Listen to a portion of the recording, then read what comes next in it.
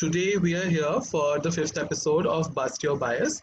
So to start with, I'll give you a little bit of a brief about what Belong is. Belong is a platform that is trying to bring together services for non-discriminatory services for people from marginalized communities and underserved communities. We have a Belong housing project for the same, and we also run the Mental Health Collective, which is taking strides in talking about mental health and inclusive mental health care for all. Then we have also the Lit Fest that we are doing on July 3rd. 36th. Yeah. And apart from that, we have the Bust Your Bias episodes that we do. Bust Your Bias is basically where we have two facilitators and we select a set of 6 to 7 myths beforehand, and we try to, with our facilitators, bust those myths and talk about a possible engagement around those myths with people. So, and Lasya has shared the Belong Lit Fest website on the chat group. Everybody can go through it if you want. So today, the myths that we will be busting, or the topic that we'll be talking about, is feminism. This is something that has been very contentious in the past few years at least, and it has been a point of debate for a lot of people.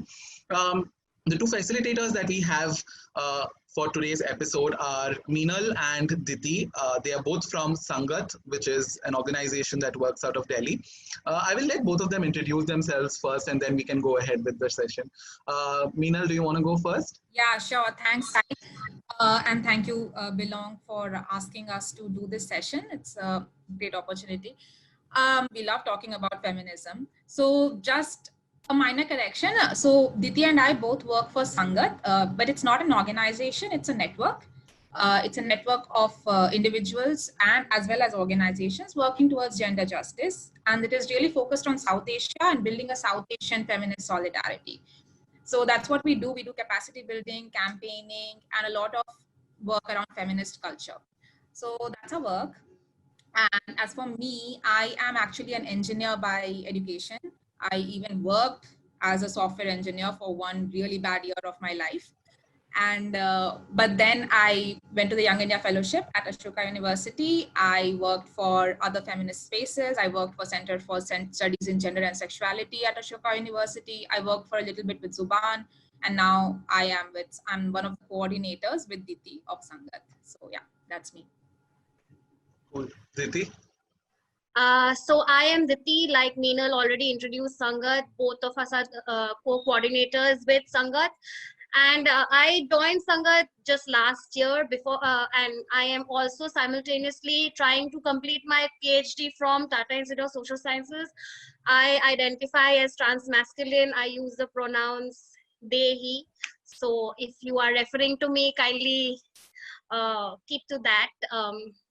Yeah, and more of our work and my life, maybe we can discuss while in the conversation.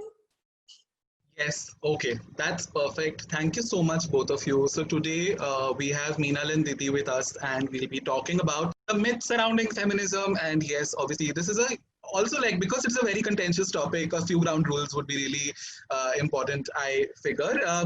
Maybe as far as possible, whenever the questions are being asked, try to frame them in the form of a question instead of largely a comment, and try to not get personal. I think as long as those are stuck to, this should be a very fruitful experience for all of us to engage on. So, okay, without further ado, let us directly jump into the biases. So the first bias that we'll be talking about today is that feminism is a Western concept. Okay, so Diti, Meenal, do you want to start? Yeah, sure.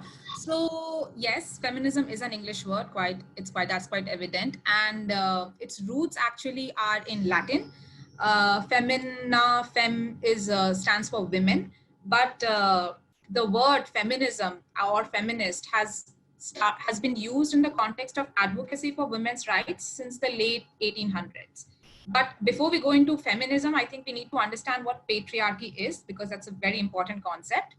So patriarchy is a social system in which men have access to resources and decision making, more access, and so they hold more positions of power in society compared to women. Now, feminists believe that we are and have been living in a patriarchal society for centuries. So feminism has existed as long as patriarchy has existed, and in every context that patriarchy has existed, there has been resistance to that patriarchy. So, and it has taken different forms. So that's what feminism is. And as Kamla Bhasin is a South Asian feminist activist. She is the founder of Sangat, and she speaks really clearly on these issues of what is patriarchy, what is feminism. As she says it, you know, the day patriarchy was born was the day when the first feminist was born, because wherever there is oppression, there is always resistance.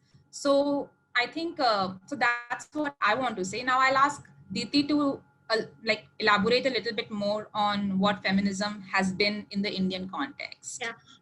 So long before the the concept of feminism as we understand it today was developed, there were sections of society which were already speaking up against injustices and oppressions that they encountered in their daily lives. Like Meenal said, wherever there is oppression, there will be resistance. And the legal rights and protections that we have today, and whatever progress that we have made in society today, has been a result of a long and consistent struggle. For example, in the 1800s, we had Jyotiba Phule, who educated his wife Savitribai amidst much resistance from the society. And we probably know of Savitribai Phule, who along with Fatima Sheikh started a school for girls. Tarabai Shinde wrote Stree Purush Tulna in Marathi in 1890s. In the 80s, and in 1890s, the women of the Brahmo Samaj campaigned against the wearing of parda. So reform was a big part of the nationalist movement for independence, with introduction to reforms like the widow remarriage, education for girls, sati pratha, child marriage, along with several other such practices. And these are struggles that we continue even today. Like even today, we have to still struggle for education of girls. Child marriage is still a rampant phenomena even today. And many legal rights and protections we have now are because of the feminists who have fought for it. For example, the property of rights for women was introduced by Ambedkar in the Hindu Code Bill in the 1950s. But as many of you may be aware, that it met with a lot of resistance in the parliament and was not passed then. And only in 2005 did Hindu women get full rights to property. Similarly, we have the Vishakha guidelines, which give protection against sexual harassment at the workplace, Domestic Violence Act, and all of these legislations that we have, these rights that we have, are a result of the long feminist history and struggle that we have had. And if you want to know a little more about the women's movement in India, you can read books by Radha Kumar, the very famous book called The History of Doing. There is Urmila Pawar's book, We Also Made History, which talks about the role and participation of women in the Ambedkarite movement. And I think we don't need to know the word feminism per se, or be call ourselves feminists to really practice it. Historically, there have been several people who have been practicing feminism in their context in different ways, and these people in the reform movements were probably like examples of those people, right? Yeah. Well, thank you so much, Meenal. Actually, to claim that feminism is a Western concept is to deny the existence of oppression, gender-based oppression in the context of India. Gender-based oppression has happened for a really long time, and there have been multiple people who have stood up to it. Yeah. For example, the story of Nangai from Kerala. This woman, there was a breast tax that was implied on women from lower castes during the early reigns of Kerala, and during that time there was a woman who stood up in open defiance and cut off her breasts and obviously died. But these actions of open defiance, these various acts and ways in which people have defied these structural oppressions, I think is very proof that feminism might not have been called feminism, but existed in India as a principle for a really long time. And further, the point is that when we try to understand feminism theoretically in the Indian context, we always go back to the Western conception of the first wave feminism, second wave feminism, and try to fit India into that. Yeah. while at the same time we don't realize that we have a completely different way in which we have evolved our own ideas and definitions of what feminism or what feminist movements should mean. Most probably, if all feminist movements across the world were put together right now and made to make one common strategy for any issue, I'm pretty sure it would vary regionally very drastically, right? So that is something to take into consideration while talking about feminism as a Western concept. All right, so that myth is busted. Feminism is not a Western concept. All the references that Diti gave, I think people should go through once and read it. We will also be updating a list of resources that have been shared during this session after the session is over with all the participants and on our social media. I'll go on to the next bias now, and the next bias is okay, so after feminism is a Western concept, we come to all feminists hate men and are always angry. Yes. I'll leave it to Diti and Meenal to start. All feminists hate men. I would be hating myself to a very large extent if all feminists hated men's side. But yeah, if feminists hate something, I think feminists hate the institution of patriarchy. And as Meenal already mentioned, patriarchy is a system of power in which men, by which I mean people who are assigned male at birth and conform to all the standards of masculinity, they enjoy more power and privilege in society. And all of us are born in and socialized into the same institution of patriarchy, right? So, I mean, we are not outside, even feminists are not outside patriarchy. And a lot of us do sometimes become patriarchal in our practices, and we try to continuously reflect on those. While this institution of patriarchy harms women and those who do not conform into the norms of gender the most, it also harms men in several ways. Like, Kamla Bhasin, for instance, talks about how patriarchy dehumanizes men. There are several talks that she's given on that. There's a TED talk that you can listen to of hers where she talks about how patriarchy dehumanizes men, and it definitely harms a lot of people who do not conform to norms of gender. All of us are have experienced that continuously in our lives. For instance, and it harms men in what way? For instance, how many of us, how many of our parents have told probably our brothers, don't cry, or they've been pushed into sports they did not enjoy. Men who enjoy cooking, men who would want to be homemakers are, ridiculed day in and day out. So feminism is for all men and boys who've been bullied into conforming also into the unhealthy stereotypical notions, and who have been limited from expressing themselves. And feminism is for a lot of trans persons who are constantly bullied and harassed and abused for breaking the norms of gender, be it in terms of expression, in terms of identity. Famous black feminist Bell Hooks had written a book by the name called of Feminism is for Everybody. I think the two of you have definitely read it, but I would want other people also to look at it. It's a very simple and accessible book, and it talks about the how sexism operates in everyday life. Sexism, exploitation, and oppression operates in our daily lives, and how feminism can help us address them. Hence, feminism is for everybody, certainly for everybody. It certainly does not hate men. Men can be feminists, and historically we've seen a lot of men who have been feminists. If Ambedkar and Phule were not feminists who fought for women's education and liberation, we wouldn't exist today. In a society which is completely dominated by patriarchal ideals, the notion that women should be seen as equal to men and they should enjoy equal rights and independence is almost seen like a threat, and it's almost portrayed into this war between men and women, right?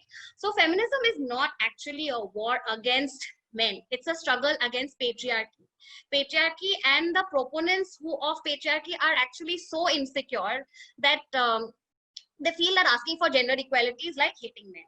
So it's this somehow seen as this hatred for men, but actually what feminists do is they speak about independence of women, and from patriarchal notions, but because it talks about women's liberation and independence, and talks about how women don't really need a man or a patriarch in her life to be happy, is almost interpreted with this second myth, which is super fun, and which is that feminists are also lesbians. Well, some feminists are lesbians, but a large number of feminists do enjoy having sex with men. And being independent from men obviously does not mean one is a lesbian, right? It's a woman who has a desire to be romantic or sexual with another woman that makes her lesbian, as a lot of us might know here. And that too if she chooses to. So, I mean, as far as it why we are angry all the time, let me give you a few facts, and which maybe will either be an answer to why we are angry. It is estimated that 35% out of 50% population worldwide have experienced either physical, intimate sexual partner violence or sexual partner violence by non-partners, right? And guess which gender do these people belong to? Guess who 72% of all traffic victims in the world belong to? And back home in India, according to government data, and this is not some NGO data which is cannot be believed, nearly 4 women are raped every hour in this country.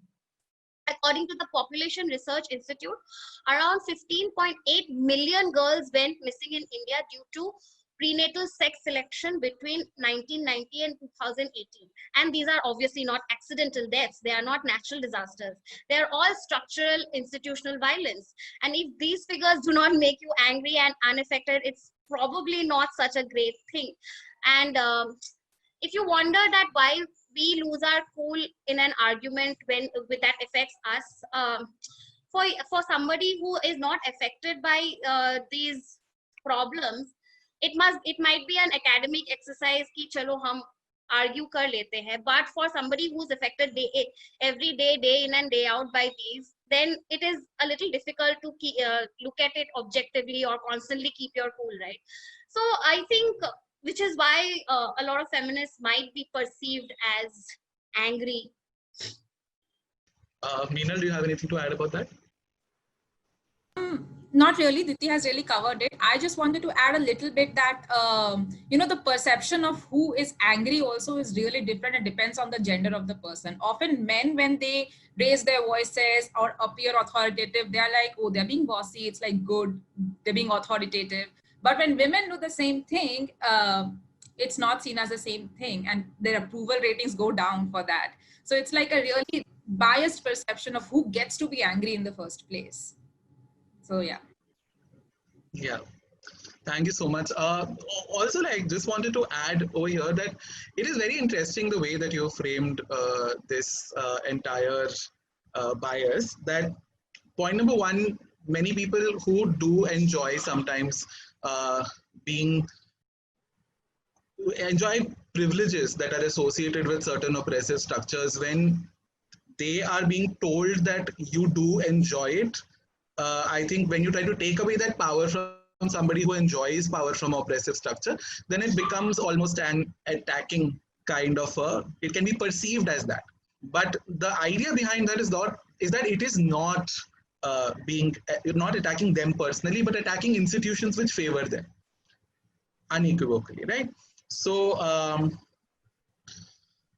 and also, like, it has to be pointed out that as Meenal said, the words such as needy, bossy, dominating, these are never used as like bad terms for a man. But like as soon as it gets associated with a person who's not considered a man, it becomes problematic. It becomes a person who's raising issues without need or whatever.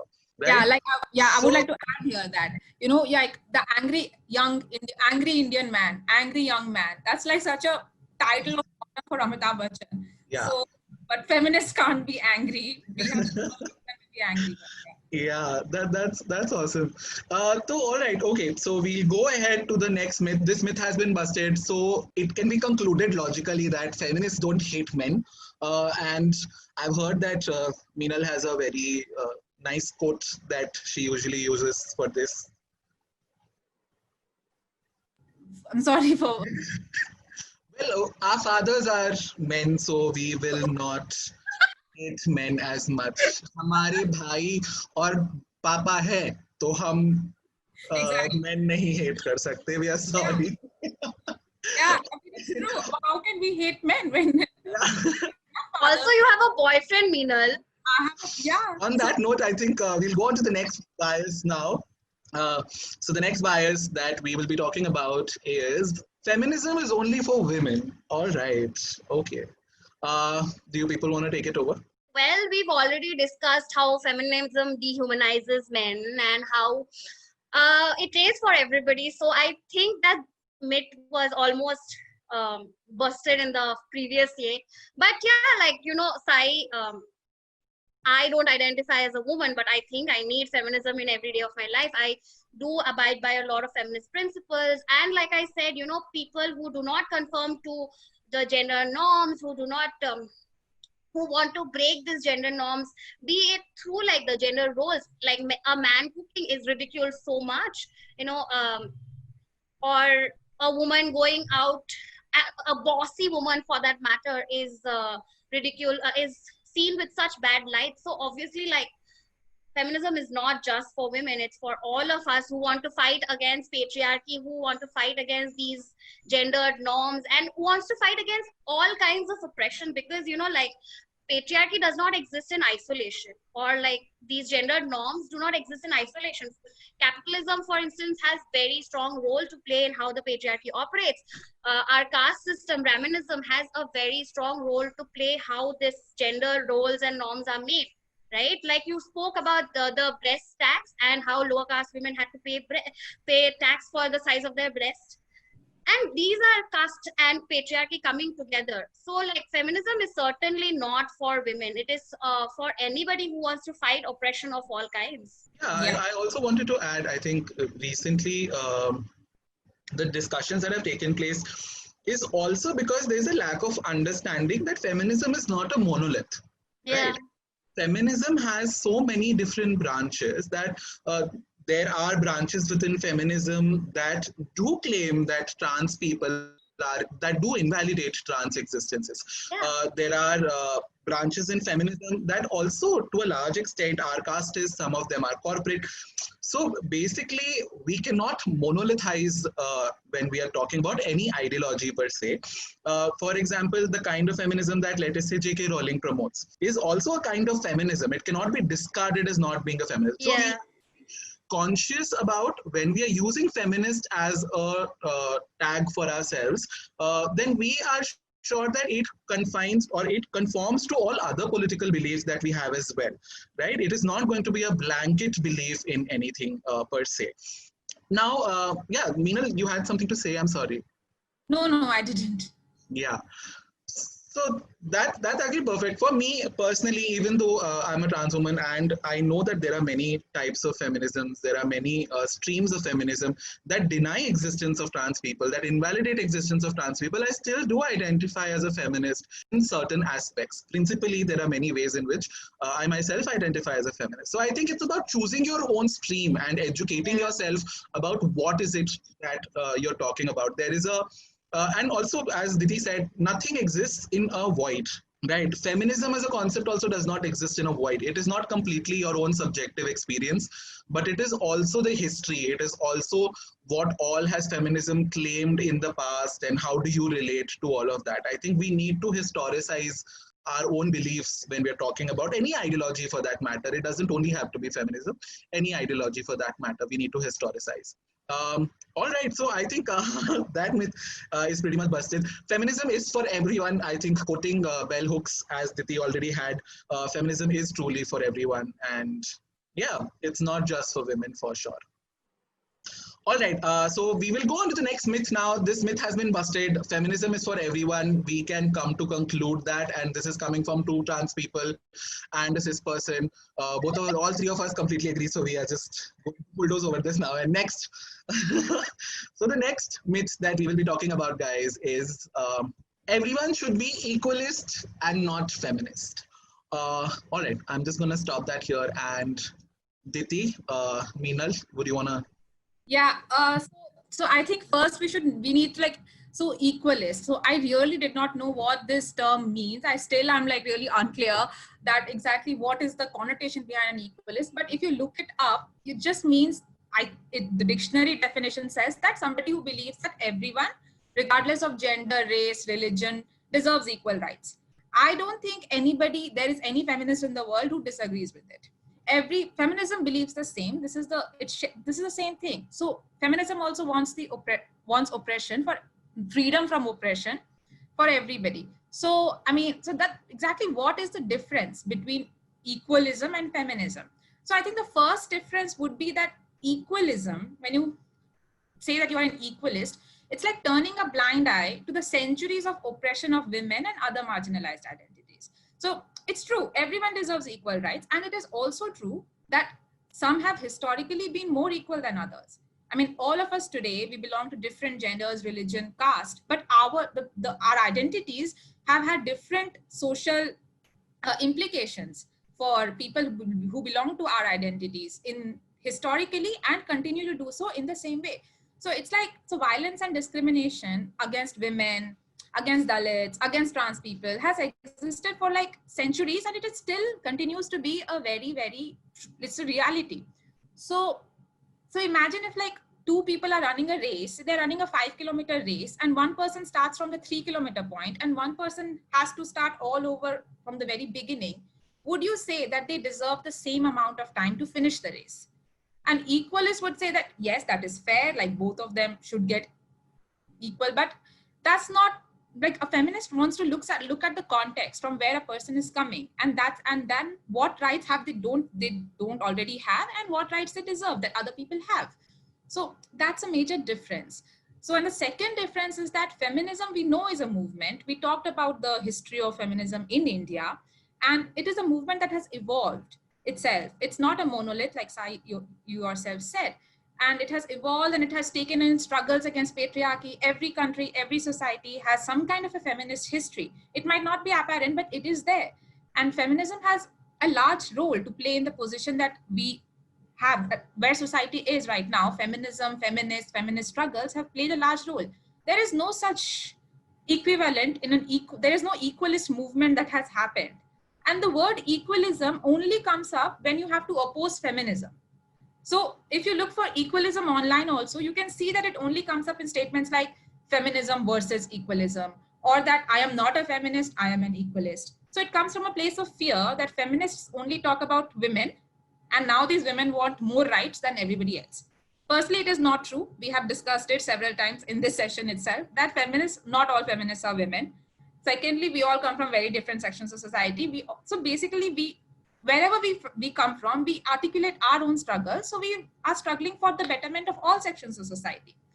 So that's the thing. So like, feminists, so equal is this constant barrage that, equalism. It's basically only fear of feminism. It stems from that rather than any such movement that already exists. You don't find feminists not supporting things like paternity leave for fathers, because it receives feminist support because it subverts the patriarchal notion that parenting is the primary responsibility of the mother. And like you said, feminists are concerned with many larger systemic issues. Like many feminists, like self-identified feminists are in politics. Like in America, they are asking for accountability from corporates. They are working against climate change. In India, feminists have worked for livelihood, information, and many feminists are currently involved in the struggle for democratic ideals. So it's not just asking for more rights and hoarding rights for women. That's a misconception. So yeah, so that's what I have to say about that. Also, no, I also wanted to add that, I get it. Some people might be uncomfortable saying the word feminist. I'm a feminist because of the whole misrepresentation of feminism and feminists as like angry, bra burning women. It's just, so that's a great misconception. It has just persisted throughout time immemorial. So I can get it. People might feel uncomfortable, but the solution to that is not to say that I'm an equalist, but to like learn a little bit of feminist history, try to see how feminism might have helped you in your life, and then try to better like change the perception that it has around people like you. Yeah. Diti, do you have anything to add? Yeah, no, Meenal has added it all beautifully. But yeah, true. Like, feminism, like, I think a lot of, again, quoting Kamala Basin, feminism does not have a godmother like a lot of other movements. So, so there is no one strand of feminist thought, right? So all of us interpret feminism for ourselves from our own location. So there is no one way to be feminist. Hence, saying that I am a equalist because I believe in it's almost this right all hashtag all lives matter wala scene that is happening right now across the world. Like, some people have been historically more marginalized, and it is important to take account for that, which is why feminist struggles have become important, which is why feminism is important, and it cannot sort of sideline everything else and just say, yeah, I'm an equalist. Yeah, thank you so much. And actually, I was just thinking about this. It is important to give names and recognize historical wrongs. We cannot stop addressing something and hope that it doesn't exist, right? Yeah. So similarly, there are various ways, largely, whenever we talk about looking at any societal structure, there are three ways actually broadly in which people try to address it. One is they try to neutralize it, right? They will say, okay, fine, this is a social inequality. We will neutralize it. We will just accept and agree that everybody is equal and move ahead with it, right? This is called neutrality, where you're like, I will not look at your gender. I will not look at your caste, right? The second way in which you can be that way is gender responsive. You can be responsive to that social institution. For example, if you are responsive to that social institution, then you acknowledge historical wrong. Then you make sure that this has been a marginalization and this doesn't go away just because we stop addressing it. It has to be corrected instead of it disappearing by itself, right? So it requires some amount of intervention. That is gender responsive. Gender redistributive, for example, any kind of redistribution when we talk about social inequality is a way of annihilating that system of oppression, right? So it is very important that we understand and place ourselves in trying to, when we frame our responses to any kind of movement, whether we are neutral to it, whether we are responsive to it, or whether we want some kind of reorganization of sorts. Like, all our strategies, I think, are largely framed under that. So what acknowledging feminism means is not being neutral. Is to acknowledge that historical wrong has been done, and is to acknowledge that there exists a power structure which invalidates some people, that marginalizes some people, and then addressing it. Obviously, it's a constructive process. All right, I think thank you so much, both of you. Now we will just go ahead to the next myth quickly. The next myth is that feminists believe in matriarchy. All right, this kind of ties into what we have already spoken, but if you want to specifically address this, then yeah. So again, like, borrowing from what Kamala Basin says, the opposite of malaria is not pneumonia, right?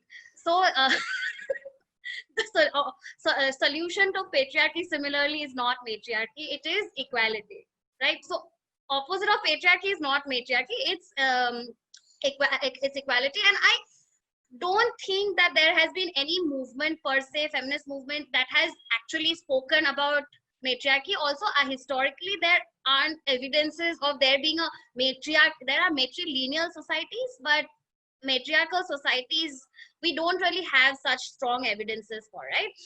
Feminism, like we constantly discuss, is a death to all hierarchies.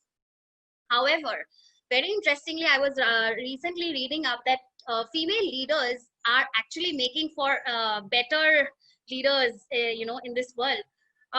Is it their gender is something that we don't need to go into, or I will go into. But let me give like some small statistics. We see that the countries with the fastest growing economies are actually ruled by female leaders. The countries with the highest quartile of racial ethnic diversity that has benefited most are led by women. They have an average GDP of 5.4% growth. as compared to, you know, like their male counterparts. The important takeaway from here is that maybe female leaders are associated with economic outcomes that suggest that there may be better way, they may be able to unlock the benefits of diversity in that country in a better way than the male counterparts. Also, in the times of COVID, we've seen the countries like, you know, Taiwan, New Zealand, Iceland, Finland, Norway, and Germany, which have actually managed to flatten the curve to a very large extent, are all led by women. Norway, Germany, Finland, and New Zealand are also ranked also top 20 in HDI, as opposed to the US, Brazil, UK, Russia, and our own India. We see what is happening with the COVID, and also with, you know, in the US, we see what is toxic masculinity doing to the whole country, with everybody on the streets now. And I don't know what it is going to do to the public health system, right? So clearly, men or masculinity have their priorities laid out. Incidentally, it is also US, India, Russia, which have the highest expenditure in military in terms of GDP. So, I mean, you know, it is probably not their gender, but also the perspective that these leaders bring in, right? Masculinity clearly wants a more militarized state and wants a more, is constantly shifting blame. China has done this, the US has done this, the UK has done this, but it's this hyper masculinity that is busy waging wars, while the more the feminist countries, or the countries that are ruled by more less masculinist ideals, are talking about health systems and about kindness and how to maintain this physical distancing in a more kinder way, etc., etc., and which is how they have been able to you know, curtail this COVID, it in the time of COVID, and also generally maintain like peace in their countries to a very large extent, which is why probably the HDI is so much higher, right? So yeah, I mean, I don't know whether women by their gender make better leaders, but definitely, you know, certain principles of masculinity do not make for good leaders, contrary to how we would like to believe that, oh my god, men are by default leaders. Probably it's not so much the case if we look at across the world. Yeah, Meenal, do you have anything to add? No, I don't. Okay, so I just wanted to actually talk about how the reason why it becomes important to bring up the fact that there are successful leaders of nations or women, is because women in leadership have been invalidated and told they are not good enough and cannot perform. Their productivity has been questioned, their utility has been questioned, right? It is not long ago that we saw, like in the American presidential debates, that how Hillary Clinton, a woman becoming these were outrightly misogynist and sexist statements, that she'll just be angry at men all the time, and she'll just have like PMS and God knows what, like women are not stable, women are not they can't think right, and things like that. They're hormonal, these kind of words, etc., that are used for women, to invalidate their leadership, to invalidate their rationale, to invalidate their skill in a large extent. I think is something that has to be addressed. The only thing that we are trying to say here is there have been women in power in multiple places and they have not yet turned into matriarchies. So I think rest assured we can expect better development in ISIS as compared to matriarchy if we have women in power. But that is just taking evidence into account. But otherwise, feminism in general, I don't think believes in matriarchy, right? So I think we can just, that's a very basic point. Feminism is because you have to address that particular people have been marginalized through this oppressive system, through patriarchy. That is the reason why we need the word feminism. Not because women need to be in power and everybody apart from men need to be in power and men need to be disenfranchised.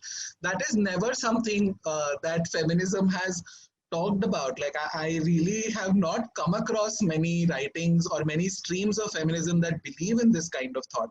And even if there are, streams of feminism that believe in this kind of thought, going back to what we talked about feminism not being a monolith, you will have to choose, you will have to specify. Feminism broadly does not define any of your politics. You will have to talk about what in feminism do you believe in. So, yeah, Meenal, you want to say something? No, no. Okay. Covered it. All right. Let's move on, I think. This myth has been busted. Feminists do not believe in matriarchy, very honestly, and just by arguing for more women in power, that also does not mean we are arguing for matriarchy. When we say we need more women in power, we are basically saying women have been kept away from positions of power for a very long time. And we are seeing that women are performing, and women are performing in a way that invalidates their rhetoric, invalidates the rhetoric of patriarchy that women are incapable. So I think that is the reason why we need more leadership that are non-men.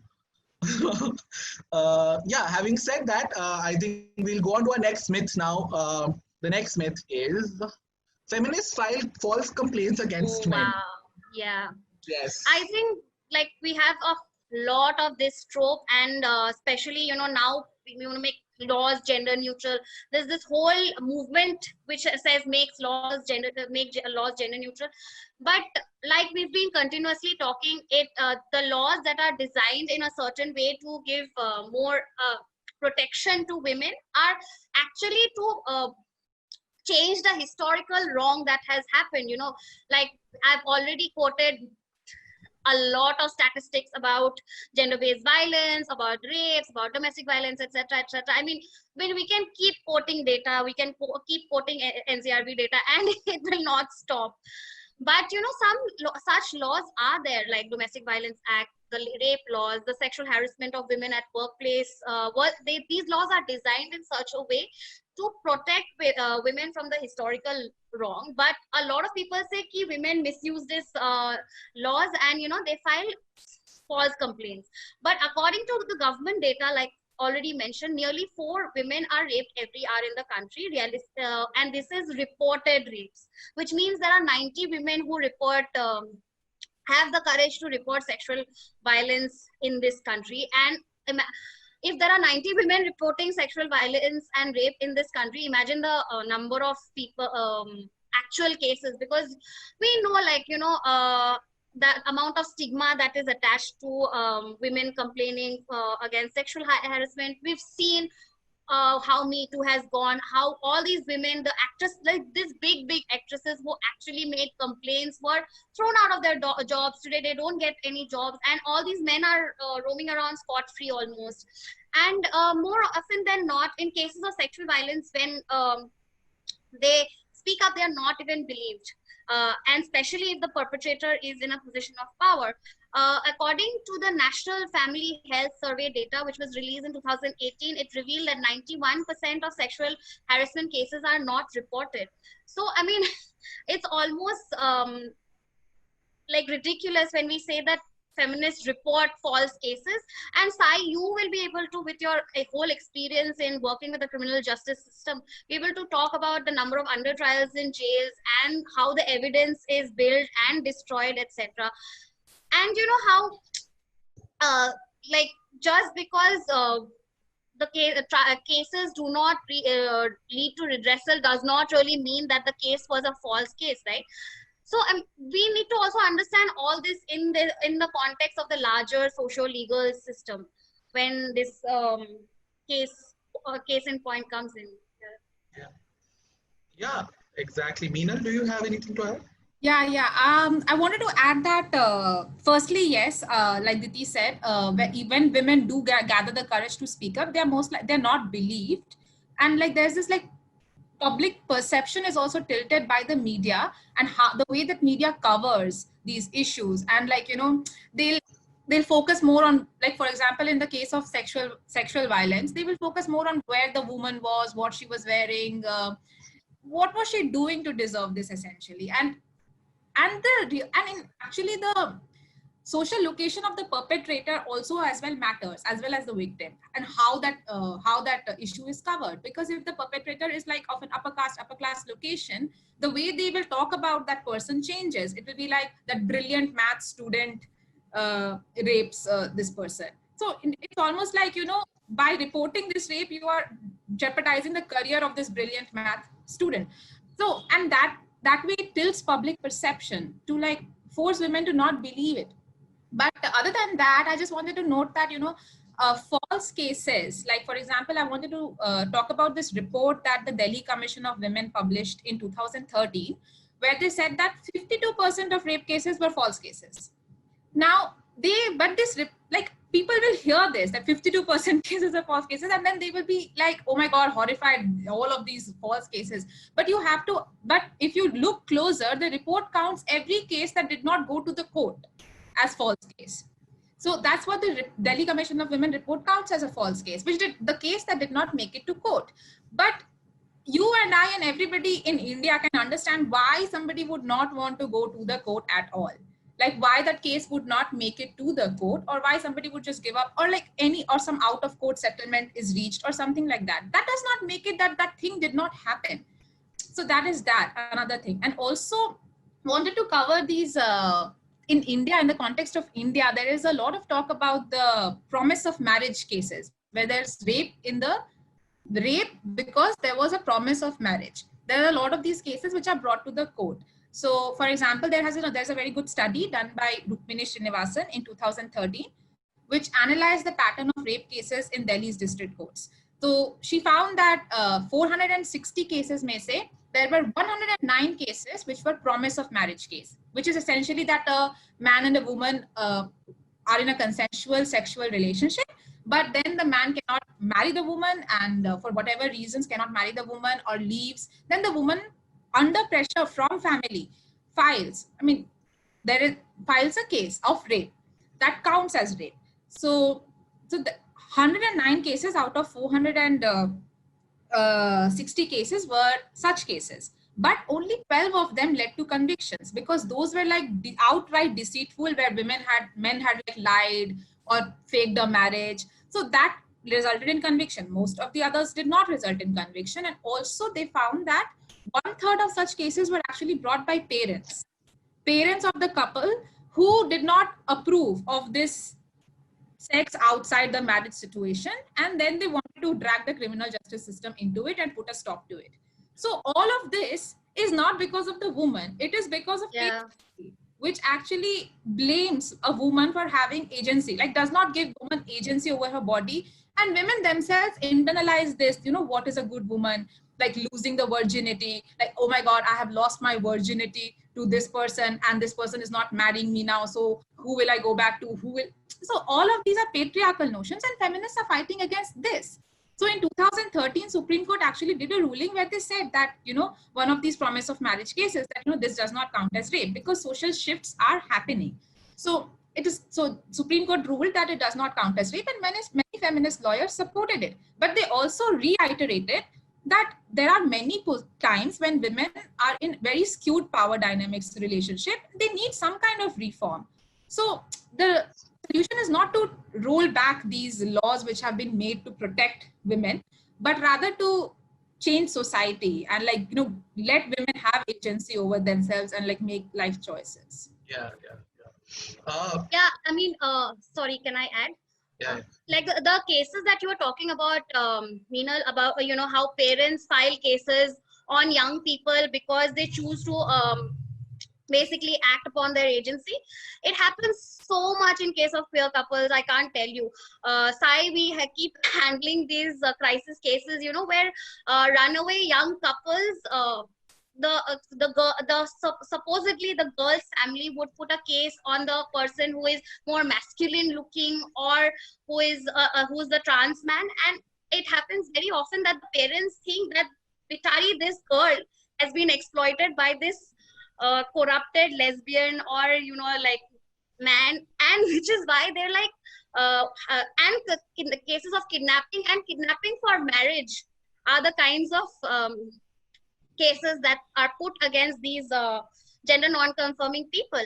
And which basically also goes on to show how parents constantly want to control women's sexuality, young women's sexuality, which is why probably a lot of these false cases also come up. Yeah, I just wanted to add like a few things over here. And point number one, um, most cases of rape, sexual harassment, or sexual violence against people is done by people who are acquaintances or family members. Right now, it's a very private. Just try to realize that it's a private setting, and if you have ever had difficulty in your own home negotiating your agency, you will realize that filing a case against a person who is within that circle of rape, of sexual harassment, of violence is not an easy process. It is going to, and going into that personal space to carry out or collect evidence, etc., is even more difficult. Now, the point is, in India, we have 70% of people inside prisons who are under trials, right? We have a very lax way of looking at evidence. The forensic science laboratories that we have are underfunded, are extremely ill-equipped. And we are seeing more and more how, like, the medical and scientific infrastructure in our country is a little affected. It's not sufficient to address the needs of the day. So non-conviction doesn't necessarily mean non-existence of the crime or non-occurrence of the crime. Non-conviction is based on multiple different narratives, multiple different aspects of law which have to be understood while we make these claims of false cases, etc. And we also have to understand that false case as a concept has been always used against people from marginalizations who have tried to, even SC/ST Atrocity Act for that matter is always considered false case, right? Cases of discrimination are considered false cases, and so on and so forth. So I think statistically this argument itself is flawed. Like, if you were to read a little bit more, if we are able to, of all the data that Diti suggested, and of the fact that non-conviction is not equivalent to false case, I think we will have some sort of logical conclusion that this is a complete myth. This is a bias that is built upon people, and it does not exist. So now we are going on to the last question, and we will try to keep this as short as possible. We'll try to take 2-3 minutes for it. And everybody who's participating, we will be taking questions right after that myth. So you can start asking your questions in the Q&A box, and we will try to answer them along with the participants. Okay, so the last myth that we have is, so the last myth that we have is feminists break homes. Okay, Meenal, do you have something to add about this? Yeah, so I will again start with quoting Kamala Bhasin. She has a really simple way of putting this, where she's like, you know, when you don't know, you might have something wrong in your body, you don't know about it, you go to the doctor does X-ray, the doctor does ultrasound, the doctor maybe cuts you open and removes that thing. Will you say that the doctor is committing an act of violence upon you? No, the doctor is treating you. So a feminist lens is almost like a magic. Like, when you put on your feminist lens, you can almost see things that you have been living with for years without actually noticing them. So for example, if you just closely observe any traditional Indian family, you will see there are very clearly demarcated gender roles. And like, for example, a large happy family gathering, bunch of men sitting outside drinking or maybe talking important things like politics, while women gossiping in the kitchen, mostly cooking. Or if you have siblings, grow up with siblings from different gender, they will be treated differently. Girls will be very early on asked to help the mother with the cooking or like lay out the table, and boys will be given much more mobility. Their curfews are much later, they can come back whenever they want to. No such thing for women, because akeli ladki khuli tijori. So then so these things are in our family. And also, other than that, I will just quickly quote some data about how this conception that families are the safe space where, you know, women, if they venture outside, that is when sexual violence or any kind of violence happens. If they stay inside the family, nothing will happen. That's just like the farthest thing from the truth, because most violence happens inside the homes. For example, like a World Health Organization report from 2012 says that 1 in 3 women worldwide face physical or sexual violence. And they report that most of this violence is actually from their intimate partner. And in fact, globally, as many as 38% of murders of women are committed by a male intimate partner. And on an average Indian woman is 17 times more likely to face sexual violence from her intimate partner rather than from somebody who she does not know. So most rapes, regardless of whatever media tries to tell you, are not stranger rapes. And you have also said this, Sai, before, that they are not violent and gruesome. Most rapes are suffered silently behind closed doors. And married women in India cannot even go to the law to report rape. So our idea of family does not need to be so fragile that if feminists ask for a little of a right to say no to sex, that becomes, like, oh my God, family toot jayega. And also, for example, children, there's like NGOs working on child sexual abuse in India have reported that every second child in India experiences sexual abuse before the age of 18, and 90% of these cases happen with trusted people inside the family. And in fact, this lockdown, which has forced all of us to go back inside our homes, has really busted some of these myths about families being safe spaces for women and for children, because domestic violence has increased worldwide, as well as and in fact India's child helplines have received their calls have increased by 50%. So really, we have to consider like exactly what kind of families are we hoping for, and is it so wrong if we are asking for, like, feminists are just trying to imagine a better family which does not have these oppressive hierarchies. Yeah. So Diti, I will actually add something before Diti goes on. As long as a family, according to people, depends on the subjugation of people who are not men, I think feminists will want to break homes. Even if we don't want to, it will be construed as such. Because if the family as a system is imagined in a way that requires silent subjugation, right? For example, a married woman being raped, wanting to speak up against it, if that is on one hand feminist, but at the same time also breaks homes, we'll have to decide whether those homes are worth breaking, whether a woman deserves to be raped, right? Anyone, whether somebody deserves to go through that experience, right? And that is a call I think we personally and politically should be taking. And it is not about families, it's not about homes. Diti, do you want to say something? Yeah, Final comments, and we'll go on to the questions. Yeah, very short. Like, as queer persons, we know how much violence we face within the family. Like, we don't even need to step out. The moment you, especially for young assigned male persons, the moment you look gender non-conforming, the moment you put on a dress, you are beaten up, like, within the family. For girls, young women who want to exert their sexuality, they are kidnapped by their own family members, put on house arrest, killed. Like, we know of so many honor killings that happens within the family by the family members. And the moment or people have to run away from their families because they are fear. So I mean, like, if the imagination of a family is so horrible and so violent, do we actually need that kind of family? And I think as a queer persons, like, Sai, we are constantly trying to reimagine families, which is why we talk so importantly about chosen families and what we want as families, right? So I don't think feminists are trying to, again, break families. They're just trying to recreate the idea of a family differently in a more egalitarian manner. Yeah. And happier homes.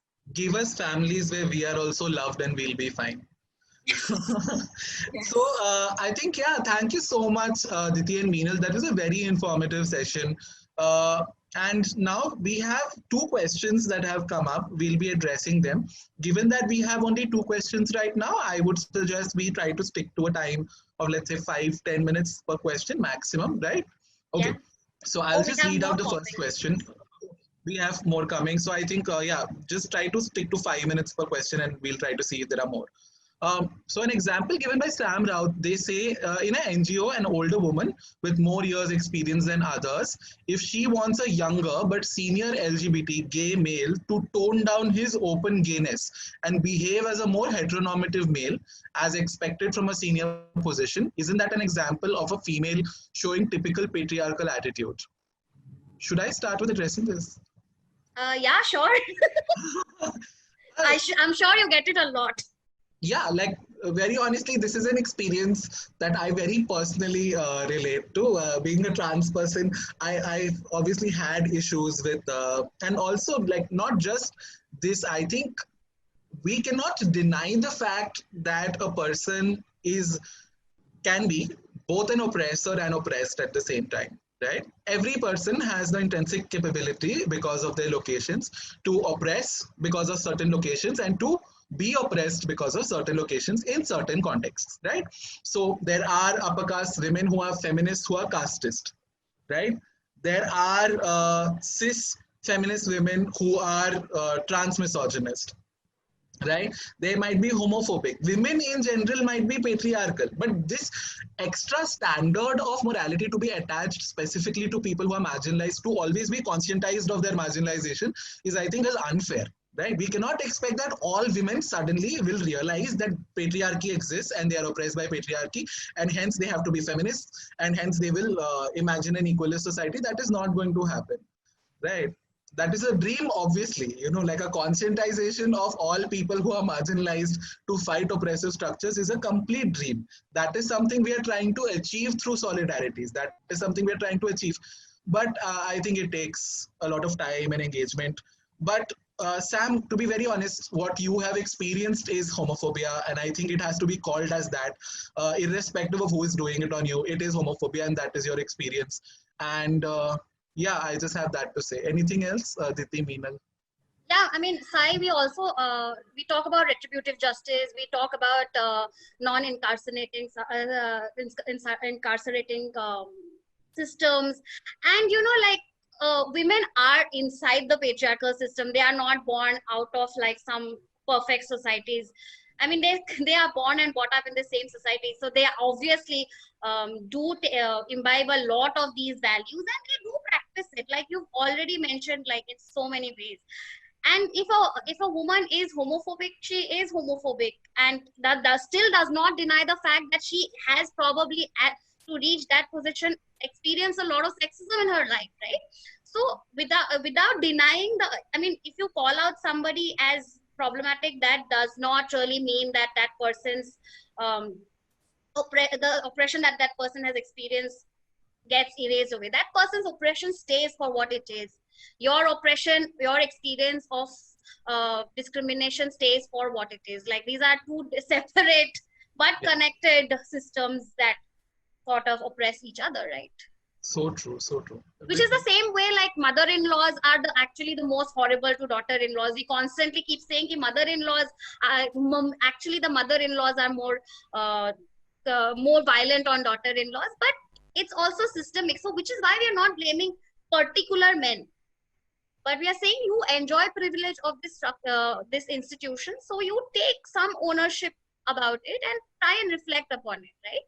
Yeah, that's so true. Meenal, you have anything to add? No. I just think that, I mean, considering the space where this is coming from, an NGO space, I mean, it's very difficult to practice feminism, like to the point. I mean, I'm being very honest, in any kind of workspace, even if it's an NGO that is directly working on these issues, like keeping it in, talking about it, reading theory about it, very different than actually practicing it.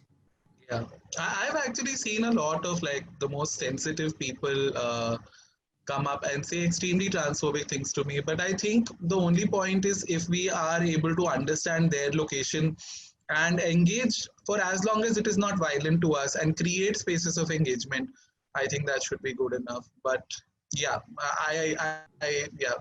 So the next question that we will be taking is from an anonymous attendee, and they ask, I'm trying to understand the kind of system feminists envision. If we manage to get equal representation and all the rights men enjoy, will we still be functioning within patriarchy, or will it be called something else?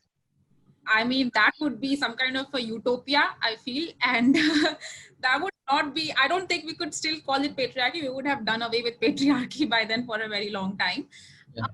What kind of system feminist envision? Yeah, I think that's just like, from what I can think of, is in opposition to everything that Diti mentioned in that section where countries spend so much on military expenditure rather than on healthcare, rather than on education. So these are the things that we envision, that, healthcare for all, education for all, gender sensitive education for all. So these are the kind of things. And families, maybe reimagine families. Maybe families don't have to be centered around one man, one woman, two children anymore. So yeah, now, let people wear whatever they want, do whatever they want. Just that kind of where, nobody has to be policed either by a voice inside them or from somebody outside, somewhere outside them, to not be able to express themselves. No, and that won't be patriarchy. Yeah.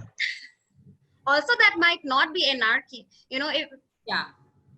I mean, Yeah, I don't have I have problem as anarchy as a system, but we also like, you know, a lot of the times anarchy is constantly misrepresentative as this completely khula chhod diya wala structure, but it is not. It actually talks about self responsibility, etc. But anyway, not going into anarchy at the same time. Yeah, also I think that feminists, if I were to imagine a feminist utopia, it would be a dynamic utopia. I cannot imagine feminist utopia as this one utopia.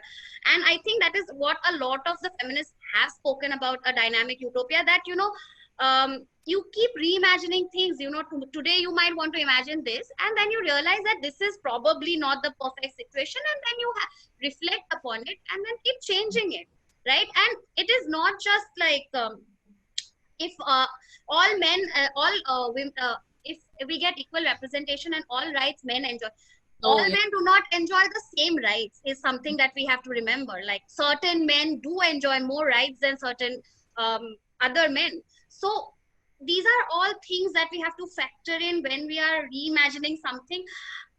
Yeah, we have different reimaginations. We have there are feminist writings which talk about better public redistribution of infrastructure, of resources, etc. So I mean, yeah, that is what we keep reimagining and constantly reflecting and reimagining, actually. Yeah, that's so true. I think the idea of what this utopia would look like, I think I'll take on from where what Diti had pointed out in the previous part that they spoke about. When we say men be equal to women, we have to realize that there are other structures in society which exist apart from patriarchy, right? Patriarchy is one structure, but we also have structures such as class, we have structures of caste. So let us say when we talk about equality per se, are we talking about, let us say, a Brahmin woman in society being equivalent to the position of a Dalit man? Because they're not equal, right? Because of the system of caste, right? Because of patriarchy, there might be certain ways in which it might work differently, but largely with the overarching structure of caste, they might not be equal. So when we're talking about that, it is something we have to take into cognizance. And secondly, representation is, I feel, only one of the many ways in which any kind of utopia can be achieved, for example. Because I think diversity and inclusion, the way that we see it, we have stopped taking perspective and we have started taking people alone. Right? For example, we will have very anti-women policies being propagated with women as ministers of child and women development. You know, we will have extremely non-gender inclusive educational policies being put across by a woman education and HRD minister. Right? So these are all possibilities. What we need to talk about here is perspective more than representation. Representation is one of the ways in which we intend on achieving equality, but not necessarily the only way in which it will happen. Even if we have 50% women in parliament, let us say, even if we have 50% women in parliament, it is not necessary that they might come up with women affirmative policies or gender affirmative policies, you know. So I think the perspective is very important when it comes to that. As far as the kind of systems are concerned, we've already discussed extensively on the kind of systems that feminists have envisioned in terms of demasculinizing the state, reducing funding for military and other things, diplomacy as the heart, diplomacy and engagement as the heart of international politics and relations, you know, social welfare and social security for people. I think all of those have been policies that have been imagined by feminist circles and feminist theologies. So I think, yeah, thank you so much. We'll go on to the next question now. This is the last question. When we talk about feminism in public, men say that there are various examples where men are discriminated too. Can you say something about that? They also say that they are the ones whom nobody talks about. This is asked by Pranjali Agarwal. I'm not like exactly how, what are these examples? I can think of one example, but I wouldn't call it discrimination. It matters, words matter. So like, for example, like, I mean, I know this and I'm saying this because people have said this to me also. For example, ladies coaches in public transport, that often comes as an example of, if you want equal rights, why you want ladies coach. So that often comes up. So that's one thing that I can think of, but that's not discrimination. That's again what, when I said that, you know, two people start the same race from different points, you need to boost this one up. So because women are so unsafe in public spaces, that they have to be, or many people will not allow their women to go out if they don't have that safety of a ladies coach or things like that. So that's one example that I can think of. And but again, like I said, this is not discrimination against men. Men have all of the 7 next coaches in the Delhi metro, at least, where they can do whatever they want to, and they really throng those coaches, and really some really weird things have happened in those coaches to women. So I mean, that's one example. So again, that's not discrimination. That's more like what is the word for it? What is that word for it? Redistribution. Affirmative action, like something like that. Yeah. Also like when we constantly keep saying men and women, we have to understand that men and women are not like 2 different categories, you know. Like men is not a one homogeneous category. There are all kinds of men who come from all kinds of locations. So a lower class men and a upper class men, like, you know, Ambani and the migrant worker are men, but they're not the same men. Like, you really need to understand that. They come from different locations, and Ambani and like the migrant worker certainly does not have the same rights. So of course the lower class man is way more discriminated, and probably like Ambani's wife would have be less discriminated. I mean, this is also like, it's not black and white when we talk about discrimination between men and women.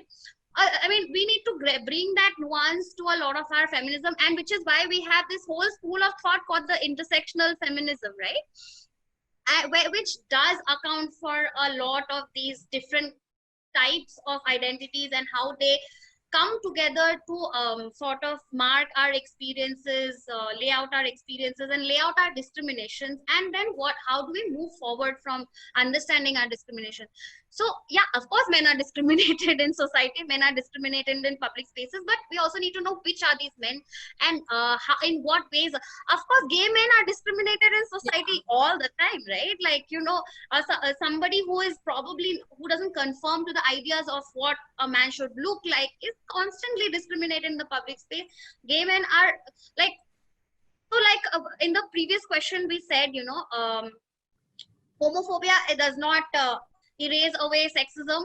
Similarly, like, this is a similar question. Like, a gay man can be called chakka by a cis woman, and like, it still does not deny that the oppression that the cis woman has gone through, and she had, and the kind of discrimination she is doing on the gay man, probably, right? So when we look at this idea of feminism and men, listen, a lot of these men who are crying that nobody talks about us and we are so discriminated are probably upper class men who feel very threatened by other people gaining equal status as them. You know, I was just sorry for barging in, but it is so true. Like, the point is, I feel there are certain ways. For example, I would like to take up certain things that might be considered discriminatory, right? For example, there is men get raped too, right? I'm going to unequivocally agree that yes, men get raped too, right? Yeah. But we have to realize that when we say it requires special laws to address. And when I say men, let us talk about, see, LGBT communities and the men within these communities, queer men, right? I think that is a legal question that has to be addressed separately as compared to men as a category broadly, right? Queerness has to be addressed separately. Now, removing queerness from the equation, right? When we say men get raped too, we completely acknowledge and agree that that is a possibility. But we require special laws because of certain marginalities, right? We require special laws. When we say what is the need for there being special laws for rape against women, for rape against gender minorities, sexual minorities as they call them. What is the need for all of this? The need is that the prevalence of sexual violence as a form of asserting power is much more against these communities than it is anywhere else. It is not. We have to realize and acknowledge that sexual violence against women, against people from the LGBT community are not just out of lust. We have to stop considering them as actions that are directed by lust and start considering them as actions that are directed by the need to assert power in that situation. They are atrocities of power. They are not atrocities of lust, right? So if we acknowledge that, we will realize that there requires to be an addressing of rape against, let us say, even men, but that cannot be addressed on the same lines or on this in the same way that we are addressing rape or sexual violence against people from other communities who have been marginalized in other ways. So I think that is very important to note over here. One, okay, right. So I think that is very evident from what we have been talking about. And are there any other ways in which we think men could get discriminated? I'm just trying to give it whatever a different perspective maybe. Are there any ways in which, if any of the participants wants to contribute on this, are there any other ways in which you think men get discriminated against that we could possibly talk about? I mean, I have one, like men are the one who are enlisted in armies, you know, rather than women. They have much more higher rates of death because of military conflict. So women are not, Yeah, also the constant pressure on men that they have to be breadwinners and they have to be at the forefront every time there's they have to protect their women. I mean, but these are again systems reinforced by patriarchy and not by women. yeah. So our fight is against the system and not against men per se, as we have been continuously reinforcing. Yeah. Hence patriarchy. Yeah, thank you. Hence feminism emancipates everyone. Yes. Yeah, exactly. So I think the bottom line is that it is very true that some men might get discriminated. Now the question then comes, are men discriminated because of their gender? And that is a question I think we need to focus on when we are talking about discrimination. Obviously men get discriminated. Obviously there are a number of communities that get discriminated, right? But how we address it is something true. Yeah, there's a lot of pressure on men to provide. There is pressure on men to perform certain kinds of roles, which is imposed by patriarchy as a system so that they are held in power and nothing else. I think so. To all the men who are listening, I think it's very much in your interest to fight against patriarchy. Yes. And even if you don't call yourself a feminist, I think everybody's fine with that. But you need to fight against patriarchy. Having said that, I think we should end this episode of Bust Your Bias today. This was so lovely and such an amazing conversation that just flowed through. Thank you so much, Diti and Meenal. I was wondering if Lasya had anything to add. No, nothing much actually. Just thank you so much, Diti and Meenal, for doing this for us. This was an extremely engaging and enriching conversation, and I'm sure everybody who was attending also had a great time listening in. And thanks for all the links. We've copied these and we'll publish them over a period of time. If there's something else that you want to share with us, you can email them to me. And if any of the attendees want to write to us for any details, you can write to contact@belong.net, belong with a double G. And as we mentioned earlier, we're starting a Belong Mental Health Collective. We're also having a literature festival, online literature festival, with a very exciting lineup of authors. And we've put the link to the festival here. It's belonglitfest.com. Again, belong with a double G. We are going to put this again. You can, we'd love for you to attend, check out what's happening, and we hope to see you in the next Bust Your Bias event. And thank you so much for joining us. Thanks. Thank you so much. Thank you so much. Thank you. Thank you for having us. Bye. Bye.